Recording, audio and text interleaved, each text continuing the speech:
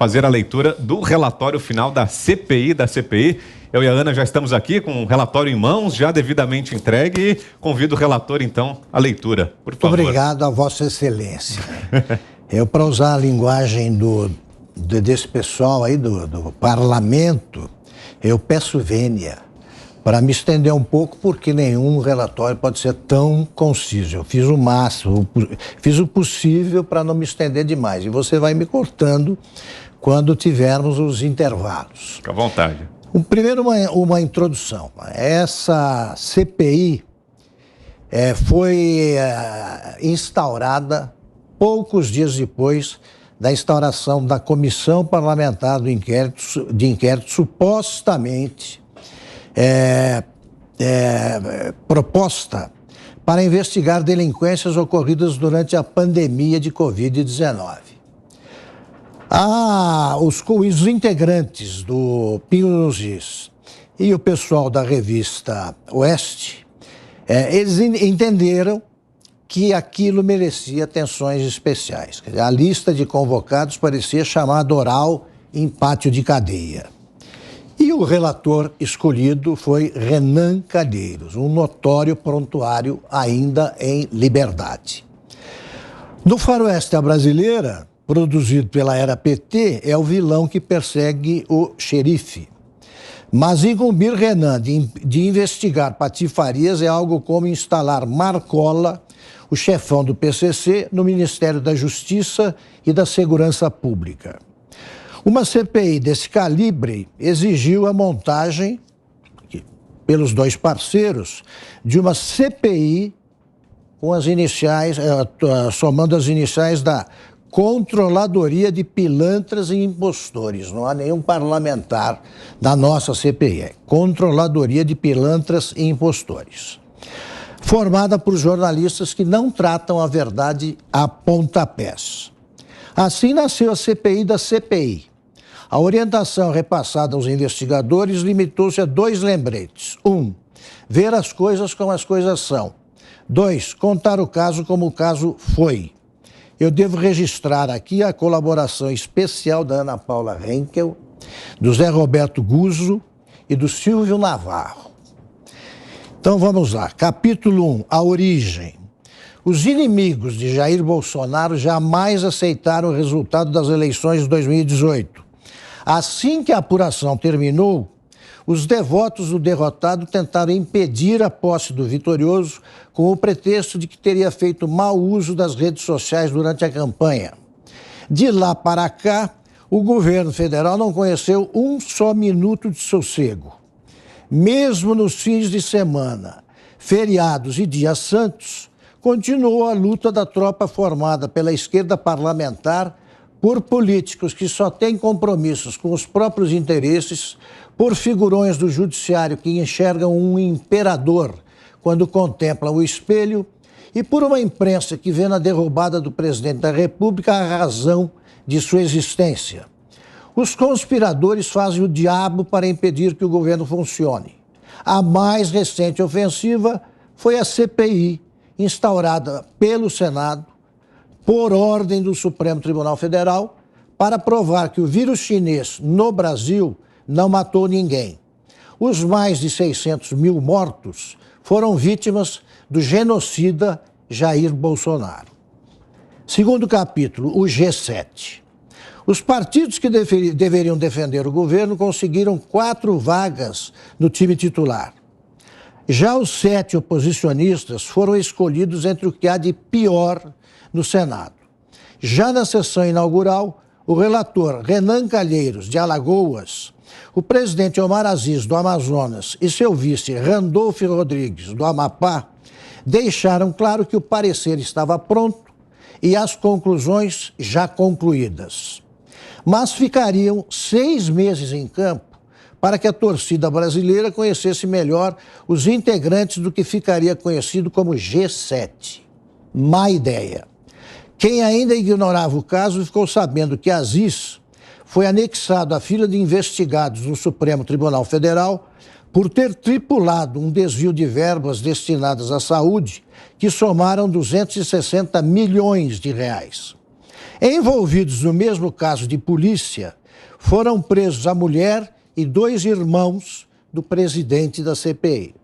Em julho, Arthur Virgílio Neto, ex-prefeito de Manaus, afirmou que Aziz só escapou de uma CPI da pedofilia instaurada pela Assembleia Legislativa do Amazonas graças à interferência dele próprio, Arthur Virgílio. O Brasil que pensa e presta foi apresentado aos chiliques e faniquitos de Randolph. A plateia entendeu que o relator e o presidente são casos de polícia há muito tempo e ganharam notoriedade ou voltaram ao palco outros integrantes do G7. Esse G é de gangue, com maiúscula. O senador Otto Alencar, da Bahia, é médico formado, mas não veste um jaleco há muitas décadas. Para mostrar que ainda lembra que o antibiótico chegou depois da sulfa, resolveu animar o auditório com pegadinhas. Por pouco não perguntou a alguma Vossa Senhoria se sabia a diferença entre um vírus e um ovário. O senador Humberto Costa, de Pernambuco, mostrou-se tão preparado para socorrer algum doente quanto Otto Alencar. Mas meio mundo lembrou que o mais aflitivo soprano do PT foi aquele ministro da Saúde que se meteu no escândalo dos sanguessugas e acabou ganhando do Departamento de Propinas da Odebrecht o codinome Drácula. Perdão pela pausa. Necessária, né?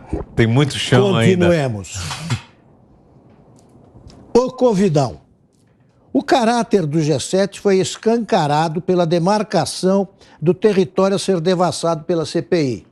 Na linha de tiro estavam Bolsonaro e todos os que se moveram desde março de 2020 nas cercanias do presidente da República. Ficaram fora os 27 governadores e mais de 5.500 prefeitos do Brasil. O alto comando da CPI fez de conta que estava na China, combatendo o inimigo no berço, quando o Supremo Tribunal Federal resolveu que caberia aos administradores estaduais e municipais a montagem e a execução da estratégia para a guerra contra a pandemia. Nenhuma decisão tomada por governadores e prefeitos poderia ser modificada, muito menos vetada pelo governo federal.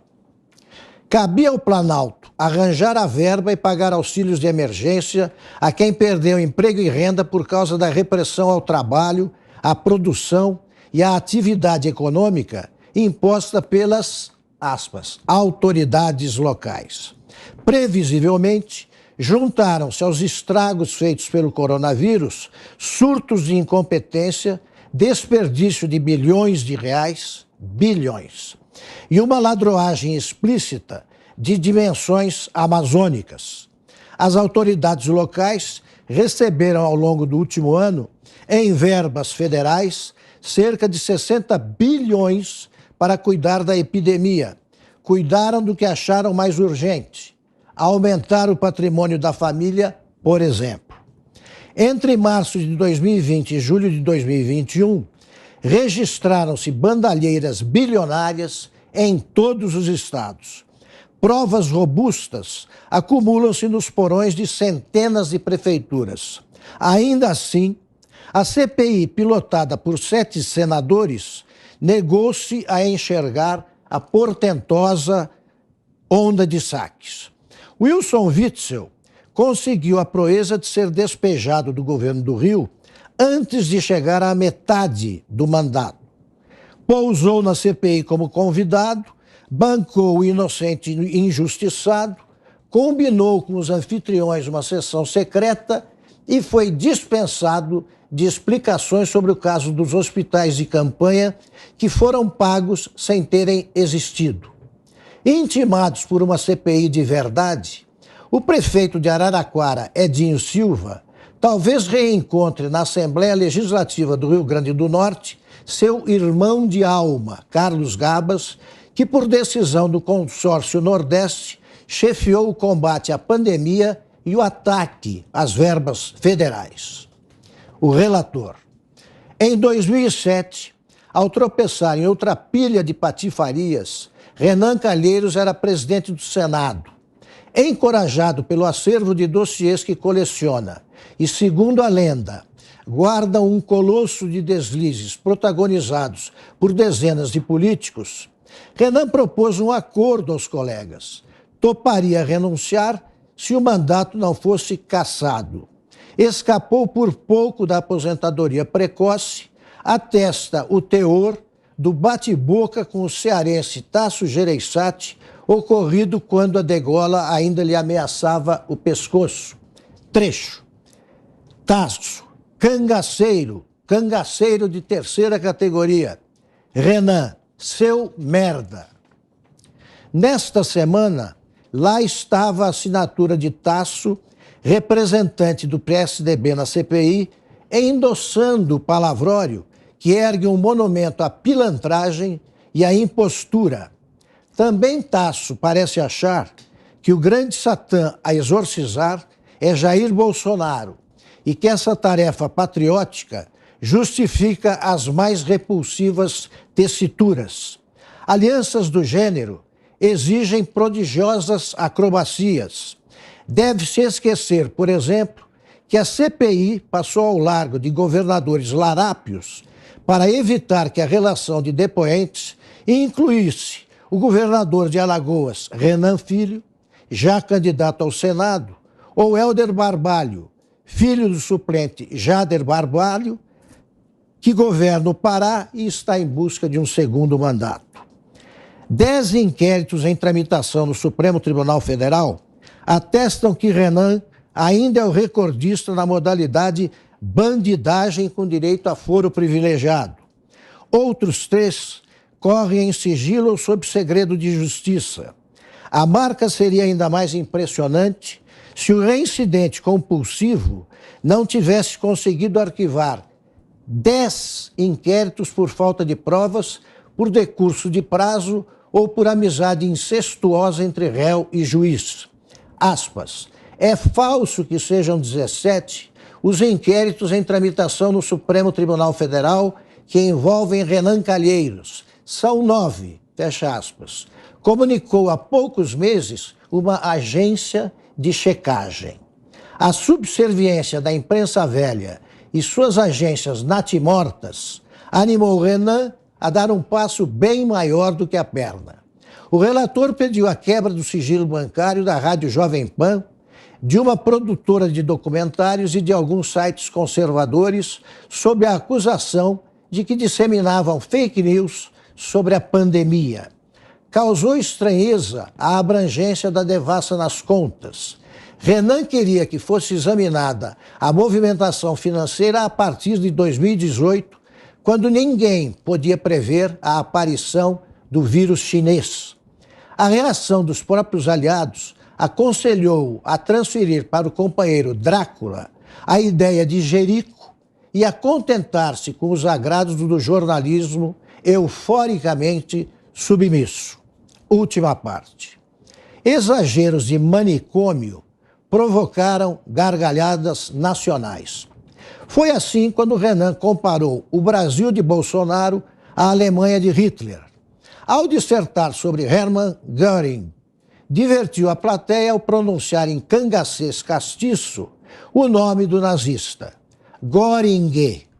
Durante o depoimento do empresário Luciano Hang, resolveu emparedar o depoente com a interpelação fulminante. Perguntou-lhe se também lidava com criptomoeda e bitcoin. Hang replicou com o jab na testa. Nem sei o que é isso. Mas nenhuma ousadia resultou tão desastrosa quanto a ideia de transformar Bolsonaro em genocida.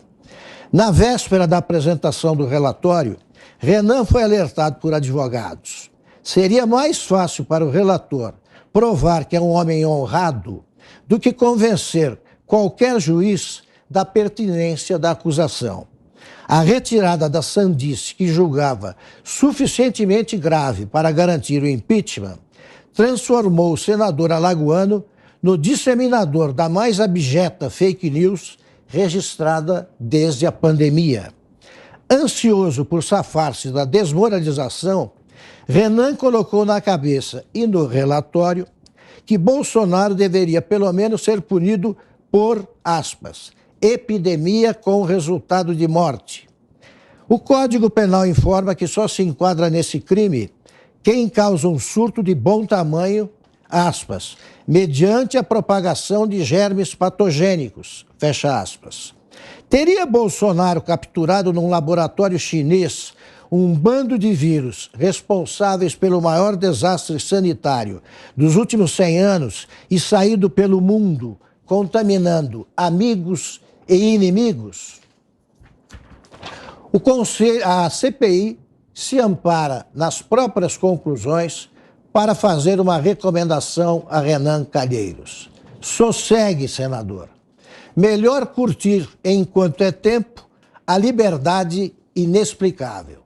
E leve junto Omar Aziz. Os dois devem desculpas aos homens e mulheres agredidos e afrontados numa CPI que, como constatou José Roberto Guzzo, nunca se dispôs a apurar com honestidade erros eventualmente ocorridos no combate à pandemia. O G7 não investigou coisa alguma. O que fez foi ocultar crimes. Comportou-se nos interrogatórios como uma delegacia policial de ditadura. Ofendeu, perseguiu e pisoteou os direitos das testemunhas como cidadãos e como seres humanos. A seita dos insolentes e a tropa de choque arrogante só acusaram, como se os interrogados fossem criminosos comprovados e já estivessem condenados antes que pudessem abrir a boca. A CPI da CPI concluiu que, ao fim dos interrogatórios, os inquisidores é que deveriam ouvir dos depoentes a merecidíssima voz de prisão e recomenda à Justiça que todos sejam julgados e condenados por prevaricação. Muito obrigado ao presidente e à nossa investigadora Ana Paula. É isso, relator? Está lido o parecer? Está lido. A gente vai fazer a íntegra está na edição da revista Oeste desta semana. Perfeito. A gente faz um rápido intervalo agora, mas claro, na sequência a gente analisa. É o tempo de discutirmos aqui, não é tão fácil assim, o relator só apresenta. A gente vai deliberar aqui, daqui a pouco, as conclusões aí em cima do parecer de Augusto Nunes. Um rápido intervalo agora, até já. Os pingos nos is.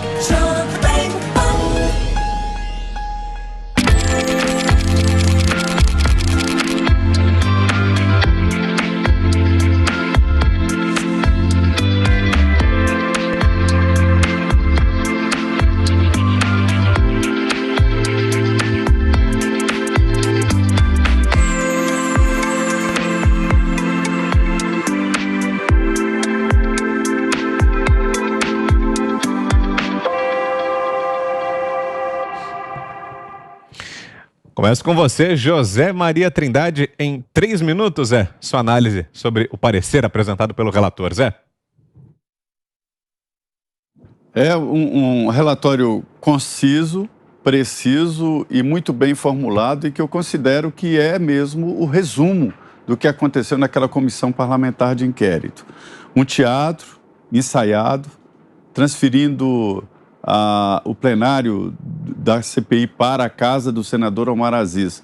Eu colocaria, Augusto, alguns adendos aí, apresentaria como emenda. Diria o seguinte: o chamado G7, que é o grupo daqueles 7 senadores, cometeu crime contra o regimento interno do Senado e a advocacia administrativa. Primeiro, por se apossar de um poder exclusivo do Congresso Nacional. Transferiu o plenário da CPI para o apartamento do presidente, o senador Omar Aziz. E o regimento interno do Senado diz que as sessões realizar-se-ão no próprio prédio do Congresso Nacional. Então, um crime. Outro, prevaricação para o senador Renan Calheiros e o presidente da CPI, senador Omar Aziz, porque ele fez um relatório usando vinganças pessoais. Prevaricação é quando o servidor público faz ou deixa de fazer algo em virtude dos seus interesses pessoais ou interesses de terceiro. Ainda outra emenda, crime contra a saúde pública. quando em plena pandemia realizou sessões presenciais, quando todo o Congresso estava funcionando de forma remota, aglomeração em jantares para decidir coisas sobre a CPI, na residência do senador Omar Aziz, e forçar servidores públicos a expedientes diários em situação de perigo. E ainda, o presidente Jair Bolsonaro cometeu, na verdade, crimes de preocupou com autônomos que ficaram sem o direito de trabalho com fechamento geral. Aí depois, ajudou as empresas através do Pronamp e financiou empresas. E ainda, mandou 60 bilhões de reais para estados e municípios que acabaram se transformando em poderosos e roubaram muito. Outro crime atribuído ao presidente Jair Bolsonaro foi atrás de vacinas e comprou vacinas. Hoje nós temos 94% da população adulta com pelo menos uma dose. E outro crime maior, não comprou a Covaxin e interrompeu um processo de 1 bilhão e 200 milhões de reais, Vitor. E rapidamente, deixo aqui mais uma vez a nossa enquete. Você acha que a política de preços da Petrobras deveria ser alterada? Sim ou não? É a nossa pergunta nessa segunda aqui em Os Pingos nos Is. Acesse o site da Jovem Pan, já o resultado final. Seguindo aqui com a análise do parecer do relator Augusto Nunes. Sua vez, Ana Paula Henkel, temos 2 minutos e meio. Ana. Bom, o pessoal está dizendo, inclusive, Augusto, que eu tinha que traduzir para o inglês esse relatório, aí sim mostrar o que significa. O Zé usou uma palavra muito boa, teatro ensaiado, mas eu vou gastar os meus 2 minutos. Sabe o que não é teatro? Mas eu não vou dar todos os inquéritos, não. Ao longo da semana eu vou dar todos os inquéritos do Renan Calheiros, mas hoje eu vou relembrar só 3. Do quadrilhão do MDB, que é o inquérito 4326, nesse inquérito, Renan Calheiros foi denunciado junto com outros senadores do MDB pelo crime de organização criminosa. Segundo a PGR, eles teriam recebido, no total, 864 milhões de reais de propina de empresas contratadas pela Petrobras e pela Transpetro, em troca de apoio ao governo Lula.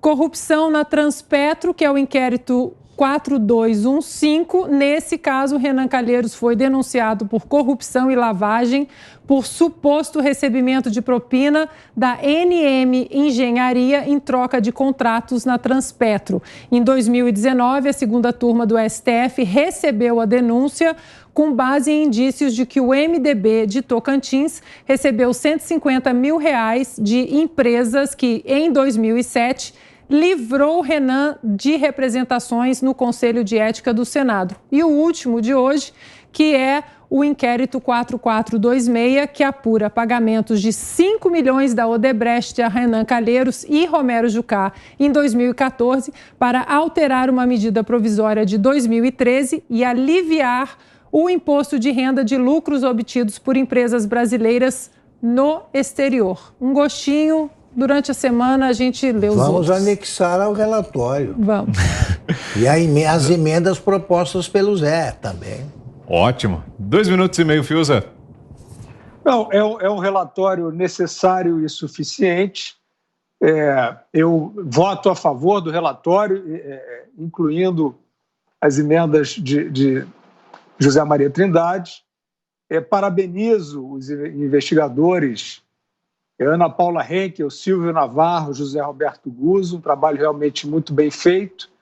Quero assinalar apenas que esta CPI, que nós estamos, cujo relatório nós estamos apresentando, não foi o STF que mandou instalar, e assinalar, por fim, que esse relatório não vazou, porque esta CPI não está em conluio com um consórcio fantasiado de imprensa, muito menos tem milícia checadora para declarar que suspeitos não são tão suspeitos assim. Eu voto a favor, senhor presidente. Registrado, aprovado por unanimidade.